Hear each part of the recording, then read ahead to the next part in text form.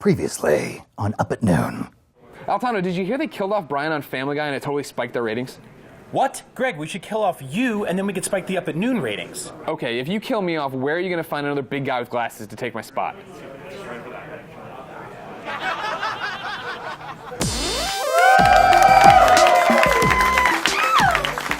What's up, everybody? It's always refreshing to find out how totally replaceable you are, isn't it? We're all very fat. Who wants a show with a talented actress? We do! When do you want it? Now! All right, well, Brian Altano is here to recap everything gaming in 2013, and then Elizabeth from Bioshock Infinite, Courtnee Draper, is back. She's back, ladies and gentlemen, to talk about the DLC Burial at Sea. There are probably going to be spoilers in the interview, so no bitching this time. God. First, the news you care about. After years of anticipation, the worldwide video game phenomenon Minecraft is finally coming to PlayStation 3. PlayStation 3. No sign of the PlayStation 4 version, just the PS3. The PlayStation 3. Because that's the hotness right now, right? I mean, the PS3. That console from 7 years ago. Guess I'll just turn on my PS4 and play Flower again. It's okay. I don't regret the decision. It's fine. It worked out. It's okay. Shia LaBeouf recently came under fire for plagiarizing a cartoonist's work with his recent short film. And while that should be trouble enough for the former Transformer star, Shia then came under even more fire for plagiarizing his apology letter. Not even the joke yet, believe it or not. Yes, it appears even his apology had entire chunks lifted from other sources, but to give him the benefit of the doubt, we're going to read it here on the air, vet it with you guys. You ready? All right. Just one of you's ready. Great. Quote, "In my excitement and naivete as an amateur filmmaker, I got lost in the creative process and neglected to follow proper accreditation. Also, you want to know how I got these scars? Well, I'm too old for this shit. I am the one who knocks. Losers always whine about their best. Winners go home and fuck the prom queen. But what I do have are a very particular set of skills. Skills I have acquired over a very long career. Skills that make me a nightmare for people like you. Yippee-ki-yay, motherfucker. Signed, Shia LaBeouf." Seems sincere. NASA's Curiosity rover has uncovered evidence of a freshwater lake on Mars. Scientists say that the area contains traces of carbon, hydrogen, oxygen, nitrogen, sulfur, and dozens of solo cups because it's spring break on Mars, bitches! We're going skinny dipping. We're gonna see some Martian titties, and no Martian cop on this red planet is gonna stop us. Woo!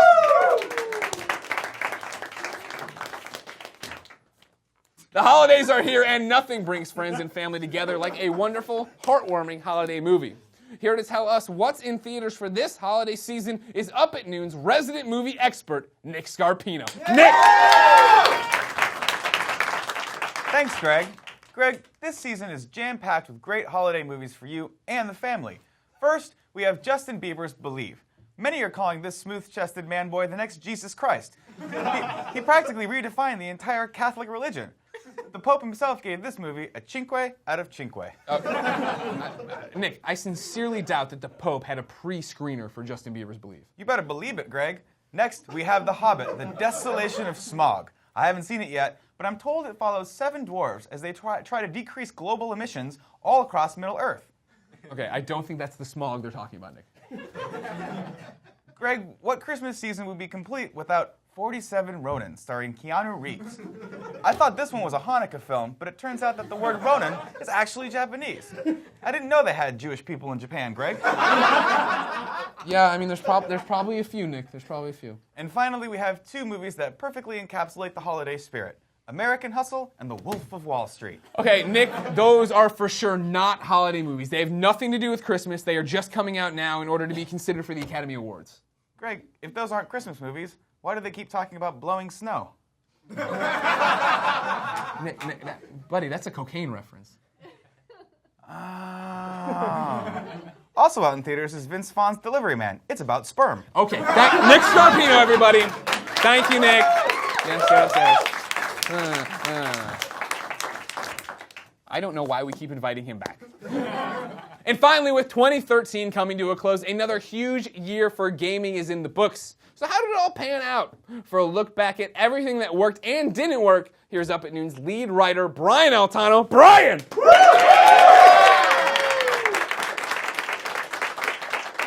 This year is a wrap, and if you ask gamers, it can't end soon enough. 2013 was a long, difficult year full of bad decisions, broken games, and shattered promises. So let's recap.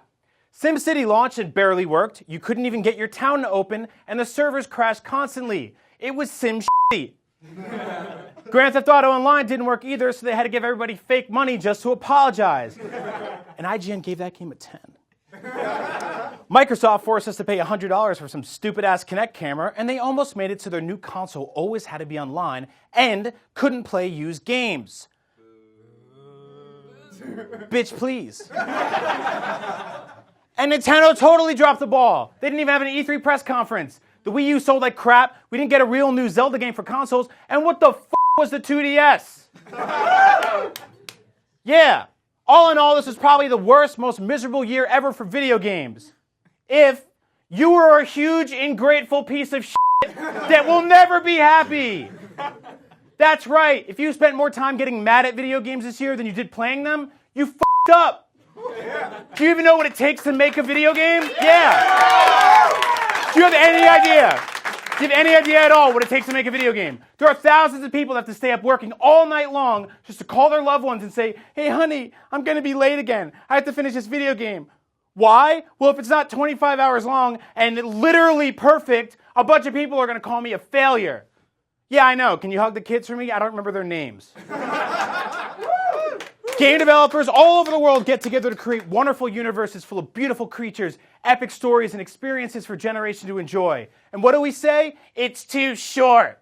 Why didn't they make the grass feel more real? I'll buy it when it's free. Are you f***ing kidding me?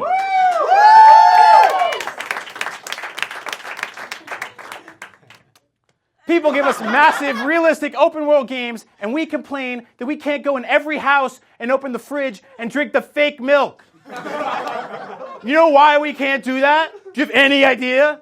Because you need to hire a guy to create the house, design the fridge, and animate the milk.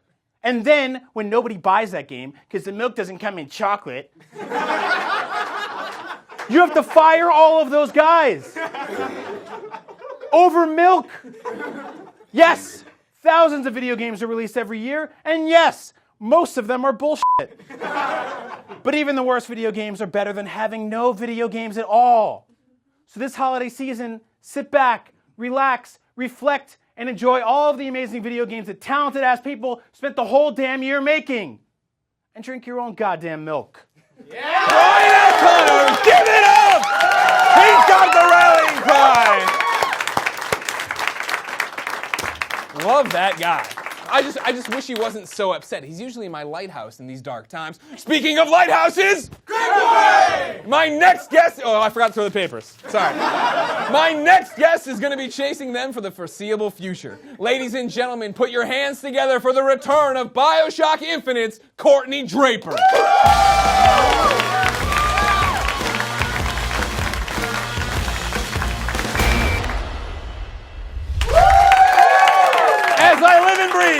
Courtnee Draper. Good to see you again. You came back. I did. Can you believe it? I know. This never happens, and you're drinking out of a solo cup like the Martian people. I know. I'm celebrating the holidays early. What can I say? What are you drinking? I'm drinking some IGN-laced eggnog. Yeah. Yeah. IGN laced. That sounds bad. I wouldn't put it that way, but I don't have anything here. I wish somebody could save me. Hey, Greg. Yeah. Great catch! There we go.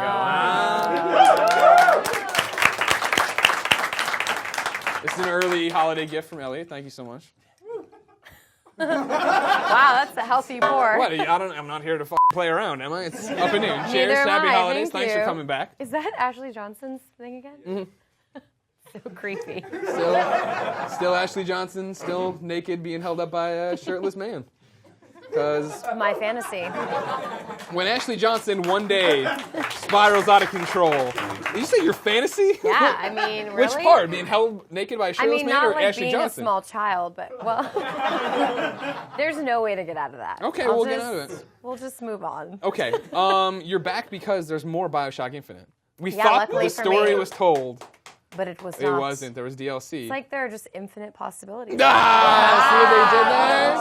God, you're good. I'm thinking about doing a comedy tour next. Yeah? I think that at least some of these people would come. Probably not. I'd probably be busy. I'm Barry, actually let's see. stealing your material. So. Oh, Jesus, God. It's going to be hard to fill those seats. I'll tell you right now from experience. What's a burial seat all about? What's it all about? Yeah. How do you sell it to people? You go home, you talk to your mom, you tell her about it? I'm like on lockdown. I can't talk about much. I think when the second part comes out. The episode 1's out. It's DLC, set in Rapture. No, but when Burial Let's See Part 2 comes out, it's going to all come together. Okay. It'll be good. Okay.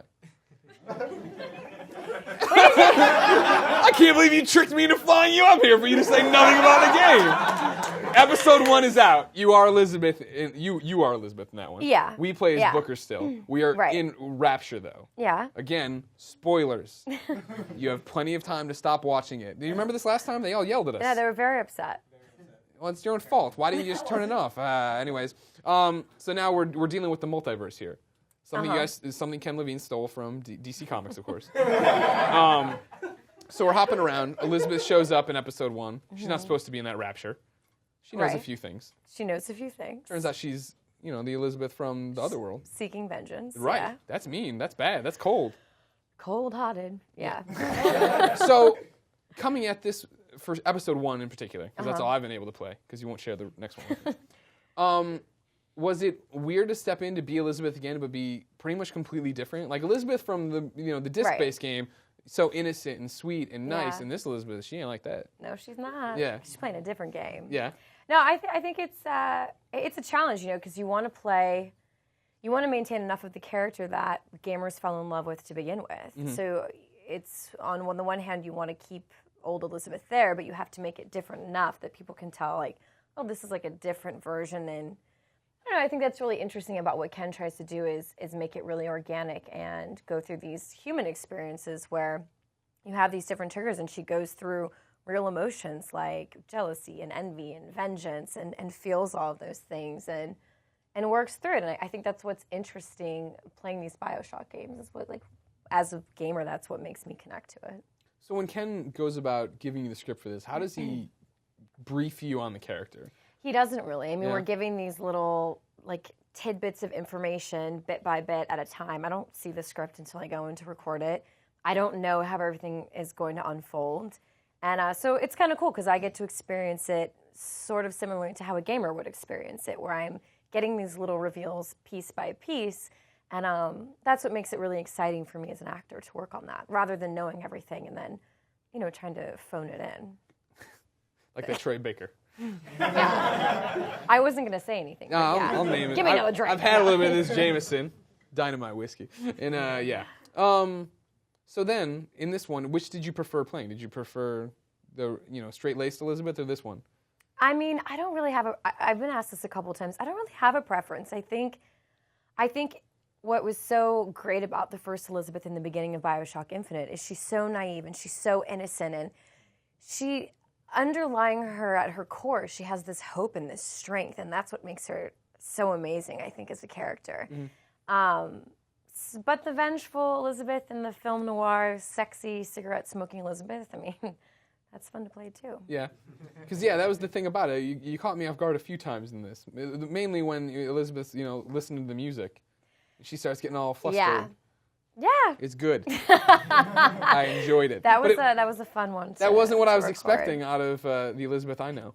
I mean, I think that's what makes it interesting. I think if we were just giving the same exact game, no one would want to play the DLC because they played Bioshock Infinite. I think it's interesting to see her on a different path and see her going through these stages where she's trying to cope with what happened to her in the first game.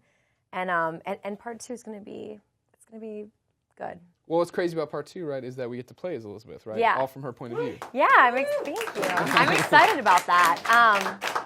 that was something that people had asked us about before. Like, are we going to get to play Elizabeth? That's something, fans of the franchise wanted. And now Ken is giving them the opportunity. So hopefully, for me as an actor, it's a little bit different, trying to make sure that I'm giving gamers the experience that they want without forcing emotions on them, et cetera, et cetera. Yeah, how does that work? Usually playing as a first-person character, they're quiet-ish, you know what I mean? I think you have to walk a fine line because you want to still tell the story, but you don't want to be forcing emotion upon people. You want the feeling to be organic.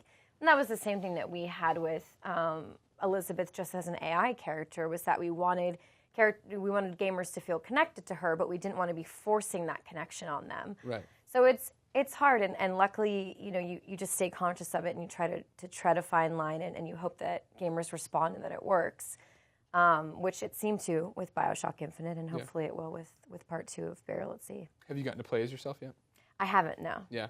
Are you going to do it? Or are you just going to stay? Yeah, of course I am. Okay, sorry. Well, geez. Not out of narcissism, but I have a deep love and respect for this game, and I have a deep love and respect for Ken and everyone at Irrational. And I think the Bioshock Infinite is really taking games in a very interesting direction, and I enjoy games being more narrative-driven. And you see games like The Last of Us, and you see these games being starring taken more and more. Starring this naked baby. I don't know, you see games being taken in more...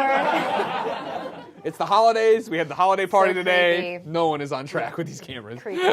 But I think that's cool. For me as a gamer, that's the kind of experience that I like to have. So I enjoy seeing games like that, and I like to play them. Now, you're talking about, this love you have for this character, this franchise, everything else. I was talking the other day to Andrew Goldfarb. He's somebody who loves Bioshock an unhealthy amount. Just way too into it.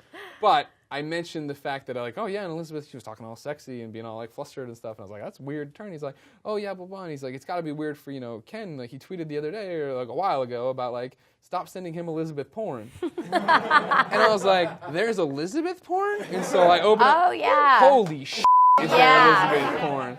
And it's weird because there are a lot of, I don't know what this is called, but it's porn. Elizabeth. No, no, but it's Elizabeth blown up like the girl from Charlie and the Chocolate Factory. No. Do you guys know what I'm talking about? It's like balloon Elizabeth. Yeah, porn. I know. And she has little tiny hands and little tiny feet, but she's really big, and people love that. Okay, the porn I saw was not that. The porn I saw was very maybe I'm what on, you expect out of porn. Oh no, this is not naked Elizabeth. This was balloon Elizabeth. That's not porn. Who defined porn to you? No, people like it. People like everything. No, but they like it. Okay. So is that weird, for people to okay. Yeah, it's weird. To each their own, I guess. Sure. But when people send me this stuff, I'm like, what? Oh, wait, they send it straight to you? Oh, yeah. Oh, okay. Yeah, and on one hand, I'm like, oh, I like that. But on the other hand, I'm like, no, it's wrong. It's helium porn. I don't know. Jumping back to the I like that part. Which part of that? The images, the porn, or just the fact people are reaching out to They you? always go here. It's who you are. Yeah, it is who I am. Yeah. Dirty girl. I think it's cool.